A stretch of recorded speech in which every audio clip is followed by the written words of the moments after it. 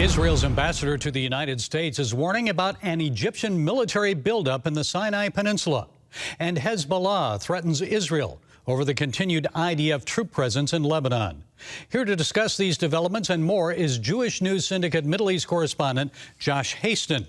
Josh, it's good to have you with us. So first, what can you tell us about the Israeli ambassador's assertion about the Egyptian troop buildup in the Sinai? Is it true? And if so, why would Egypt be doing that in violation of the Camp David Accords?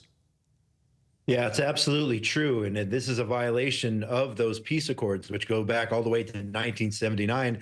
At this juncture, we're not exactly sure why the Egyptians are doing so. But Egypt, a country which borders Gaza and Israel, a country which did not let in many of those Gazans who could have been seeking refuge from the war in Gaza. Egypt also turning a blind eye for so many years to the Hamas smuggling tunnels. All of a sudden, they have established a military presence, several brigades down there in the Sinai. Number one, it seems like they're moving into an offensive position. Could they be perhaps trying to lead some sort of attack against Israel? That is our great concern right now. That's number one. Number two, could they be establishing positions there because of the Trump plan, thinking that perhaps, in fact, Gazans will try to flee towards Egypt? That could be a concern of the Egyptians. Now, they've been holding Gazans there, not letting them into Egypt. And all of a sudden, they're playing a role on an international stage, perhaps trying to keep them in Gaza against the Trump plan. They are trying to put together a plan of their own. They'd like to see the Gazans remain in Gaza, unwilling to help their fellow Arab Muslims, instead trying to hold them there as pawns against the state of Israel. So that it could be several of those factors playing in here, and that's the reason perhaps why you have a military buildup, again, in violation of the Israeli-Egyptian peace accords. Well, the good journalist that you are, and I know from my own experience, I mean, you always look at timing of things. Trump makes the announcement about suggesting possibly moving the people of Gaza into the Sinai, and then this. I mean, was this a sudden buildup, or has it been going on for some time now?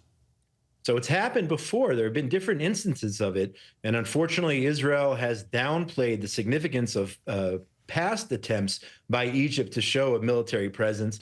And all of a sudden, they have a new plan, if you will, completely the opposite of what President Trump says he wants to do. That is move the Gazans out of Gaza in order to rebuild, and then the United States would then take over. So all of a sudden, Egypt wants to get involved when they've been quiet for so long, ignoring the plight of the Gazans, ignoring what's going on in that part of the globe. So is Egypt's plan for Gaza getting any traction? What's the response?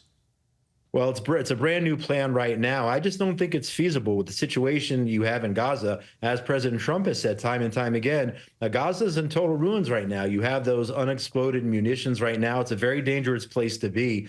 So do the Egyptians really want more people dying there, more kids dying with the unexploded munitions throughout there? Do you want people living in tents for years and years? The American administration has said it's going to take 5, 10, 15 years to rebuild Gaza.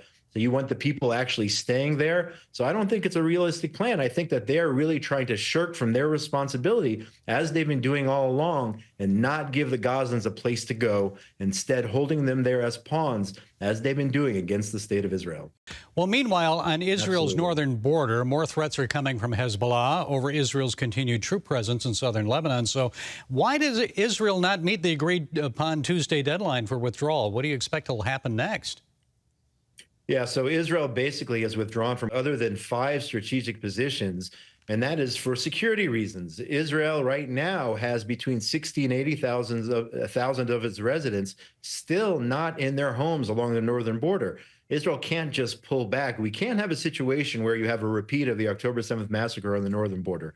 That's absolutely unacceptable. So there is a vacuum right now where the Lebanese army has failed to step in. So Israel is saying until Hezbollah pulls back from the northern border of the state of Israel, until it goes up north of the Litani River, you're talking about 18 to 20 kilometers north, until they do so per the agreement of the ceasefire, Israel is not willing to pull back from those 5 strategic places. So Israel is maintaining its military presence there. Israel is continuing per the ceasefire, not in violation of the ceasefire, but per the ceasefire, to strike those Hezbollah terrorists who are still trying to attack the state of Israel. So until Israel feels safe enough to allow its residents to go and back into their homes until we feel comfortable to have our residents move into their homes.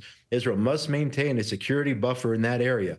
So until that happens, we're going to maintain a presence in those 5 strategic locations.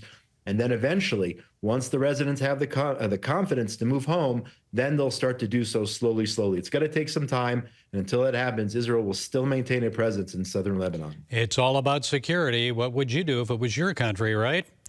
Absolutely. No doubt about it. Okay, 2 vital fronts in Israel's struggle for security in the Middle East. Josh Hasten, Jewish News Syndicate correspondent, thank you for providing your insights. We appreciate it. Thank you so much.